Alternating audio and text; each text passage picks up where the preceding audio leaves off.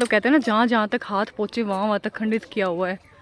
रानी पद्मिनी अपने साथ में 16,000 माताओं बहनों के साथ में, यहाँ पर रानी पद्मिनी पहला जोड़ करता 1303 के अंदर। आउट ऑफ फ्रस्ट्रेशन जितना तोड़ा जा सकता था उतना तोड़ा। नहीं, मारना नहीं है। क्यों पापा? ये भी तो बच्चे हैं, खेल रहे हैं ये भी। इतना सुंदर मंदिर है, मतलब वन ऑफ द बेस्ट मंदिर मैंने जो देखा है। इनका सिर कटने के बाद भी वो लड़ते रहे थे। हाँ, उनकी हवेली है वो ऊपर। रुक के। अच्छा, यहाँ पर टोटल मतलब 4 पॉइंट एक साथ देखने को मिलते हैं। वहाँ पे अंदर की जो हाइट थी, उस हाइट के आधा पे मंदिर के अंदर चट्टान है, मतलब प्रतिमा है अंदर, जहाँ पे वो खड़े खड़े तिलक। नहीं, मारना नहीं है। क्यों पापा? ये भी तो बच्चे हैं, खेल रहे हैं ये भी। विजय स्तंभ राजा कुंभा की विजय के उपलक्ष्य में बनवाया गया। उन्होंने एक साथ दो राजाओं को हराया था, मुगल राजाओं को। कोई चीज नहीं है अभी। कितना छोटा बेबी है, बहुत छोटा बेबी है ये तो। वाह, ये जो पॉइंट सामने है, इसका नाम ये है। जैसे तुम इसको इसलिए कहा जाता है क्योंकि महाराणा कुंभा ने 2 स्टेट के मुगल राजाओं को एक साथ फाइट करा, मालवा और गुजरात। 2 स्टेट के मुगल राजाओं को एक साथ फाइट करना हराते हैं, तो विजय की उपलब्धि। मुगल राजा थे? हाँ। अच्छा, मुगल थे, उनको हराया था। मुगल राजाओं को एक साथ एक ही फाइट करना हराते हैं, तो विजय की उपलब्धि में इसको बनाते हैं, तो इसका नाम रखते हैं हिंदुस्तान। इसको भी खंडित किया हुआ है, मतलब कहते हैं ना, जहाँ जहाँ तक हाथ पहुँचे वहाँ वहाँ तक खंडित किया हुआ है। भाई सच में ये आर्किटेक्चर और कला का अलग ही नमूना है, सच में। कैसे होता है, जब 3 बार यहाँ की रानी अपना आत्मसम्मान बचाने के लिए 3 बार फिर यहाँ पर जोर करती है। सबसे पहला जोर होता है रानी पद्मिनी का, जब स्पॉट पे खिलजी अटैक करता है, तो रानी पद्मिनी अपने साथ में 16,000 माताओं बहनों के साथ में, यहाँ पर रानी पद्मिनी पहला जोर करता है 1303 के अंदर। सेकंड जोर होता है रानी कर्णावती द्वारा, तो स्पॉट पर बहादुर अटैक करता है, रानी कर्णावती अपने साथ में 13,000 दासों के साथ में, यहाँ पर रानी कर्णावती सेकंड जोर करता है 1545 के अंदर। और थर्ड जोर यहाँ पर होता है रानी फूल कवर का, जब स्पॉट पर अकबर अटैक करता है, तो रानी फूल कवर अपने साथ में 7,000 दासों के साथ में, यहाँ पर रानी। सच कहूँ ना तो रोंगटे खड़े हो गए ये सारी बातें सुनकर। जो भी जौहर की बातें थी, लड़ाइयों की बातें थी, जो मतलब एक बहादुरी के किस्से जो भाई साहब ने हमें सुनाए हैं यहाँ पे, मैं आपको बता नहीं सकती। और बहुत सी इन्होंने और भी सुनाए हैं, और हमारे बच्चे भी सुन रहे थे, और मेरी बेटी भी इंटरेस्ट लेती है कि कब क्या हुआ था। सिर कटने के बाद में भी बिना सिर एक दूसरे के कंधे पर बैठकर, और यहाँ से बिना सिर के फाइट करते तो नीचे वाले गेट तक चले जाते। तो नीचे वाले गेट के हम पूरे चित्तौड़गढ़ फोर्ट के ऊपर मेला भराया था, उसको जोर मेले के नाम से जाना जाता है, क्योंकि उसी दिन यहाँ पर रानी पद्मिनी द्वारा पहला जोर चलेगा। ये जो पीपल के पेड़ राइट हैंड साइड में उत्तर के 2 दिखे आप, वो जो है सामने जो है राइट के अंदर बना हुआ है, वो शमशान है। फिर जी यहाँ पर रानी पद्मिनी के लिए आया था, उसको फोर्ट से कोई मतलब नहीं था। तो रानी पद्मिनी जब जोर के लिया, तो उसने गुस्से में आकर हर एक चीज को, मतलब जितनी जो खूबसूरत चीज थी, हर एक चीज उसने खंडित प्रतिमा को निकाल के प्रतिमा खंडित किया। ये लेफ्ट हैंड साइड में देखेंगे तो ये गंदी महाराज का मंदिर है। इतनी मेहनत से बनाते हैं और ये तोड़ने में टाइम नहीं लगता। अभी खंडित की हुई है, मतलब अरे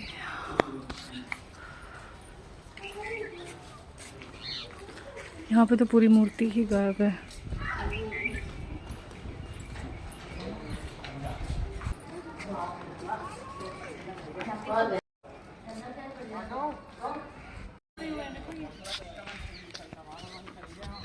इनको भी खंडित किया हुआ है, देखो, है ना। मतलब कहने का मतलब ये है कि आउट ऑफ फ्रस्ट्रेशन जितना तोड़ा जा सकता था उतना तोड़ा, फिर भी स्टिल ये अलाइव है, मतलब, है ना। एक तरीके से पूरा शमशान एरिया हो गया। हाँ। इसी मंदिर के लेफ्ट हैंड साइड के अंदर एक आश्रम है, जहाँ पर एक गुरुजी रहा करते थे, जिनका नाम था निरपनाथ जी, जिन्होंने वहाँ पर 8वीं शताब्दी के अंदर जिंदा समाधि दी थी। समाधि और शमशान के बीच में मंदिर है, तो मंदिर का नाम है समाधि, मतलब समस्या काल का मंदिर। ये मंदिर बनाया जाता है 11वीं शताब्दी के अंदर एमपी भोपाल के राजा होते हैं, राजा भोज, जिनके नाम से कावड़ भी मशहूर है, कहाँ राजा भोज कहाँ गंगोत्री। तो 11वीं शताब्दी में राजा भोज द्वारा मंदिर बनाया जाता है। 1303 में खिलजी अटैक करता है, सारे मंदिर तोड़ दिया, तो इस मंदिर को पूरा तोड़ दिया। इस मंदिर को फिर सेकंड टाइम के अंदर वापस रिपेयर करते हैं।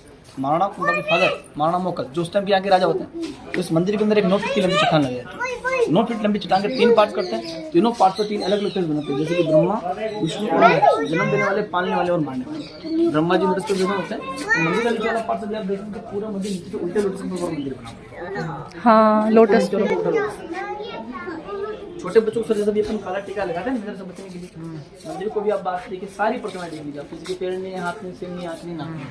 और ये मंदिर जो है अंदर से इतना ज़्यादा खूबसूरत बना हुआ है कि इस मंदिर को किसी की नज़र ना लगे, तो नज़र से बचने के लिए जब इसी मंदिर के बाहर एक पिलर पे एकमात्र काला पत्थर आपको बाहर देखा, ये वाला। हाँ, एक 3 फेस बना हुआ, तीनों साइड के अंदर एक गेट। और ये मंदिर सबसे अलग इसलिए कहलाया जाता है कि यहाँ पर नंदी जी है, पर नंदी जी के सामने यहाँ पे शिवलिंग है, नाग चुकी की प्रतिमा। यहाँ पे विष्णु जी मेन सेंटर में, विष्णु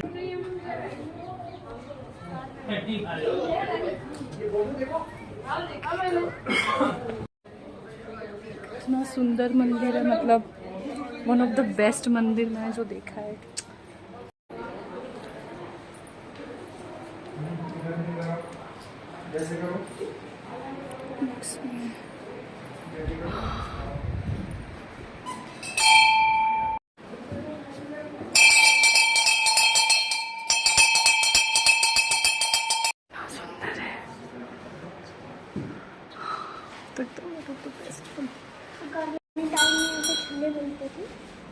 पुराने टाइम में मिलते थे, बहुत सुंदर है ना।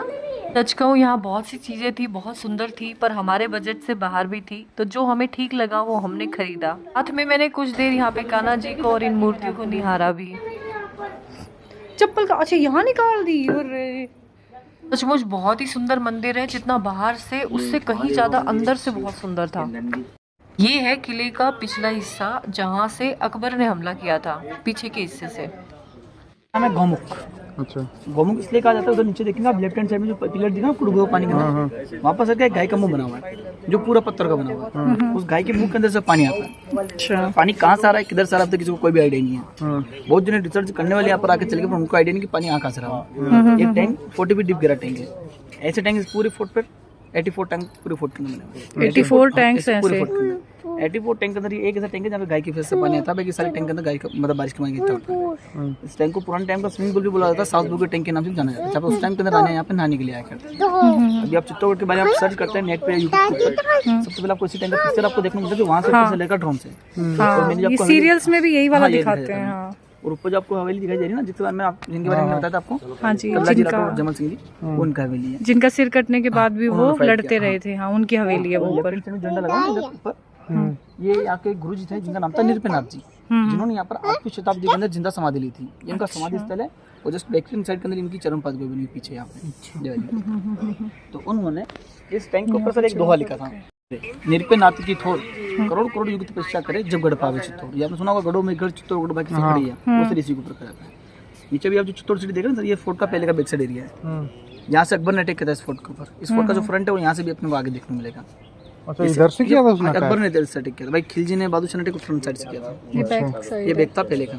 तो जो घर की चाबी होती है ना, हाँ, वो चाबी को लेकर पूरा स्टार्टिंग वाले गेट से पैदल पैदल चलते चलते चलते इसे बाउंड्री के साथ टच करते करते उनको पता ही चला चाबी कहाँ टच हुई, कहाँ वो सोने की होंगी। यहाँ पर ये भैया हमें एक पुरानी बात बता रहे हैं, जिसमें इनके दादा परदादा ने एक कहानी बताई थी कि कैसे उनके घर की एक महिला सदस्य जो है चाबी का गुच्छा लेकर जा रही थी, और वो पत्थरों को टच करते हुए जा रही थी दीवारों पे, तो उनमें से कोई एक पत्थर पारस पत्थर था, जिसकी वजह से वो चांदी सोने की हो गई। तो कहानी का सार उनका ये था कि पारस पत्थर सच में होता है और वो लोहे को सोने में कन्वर्ट कर देता है।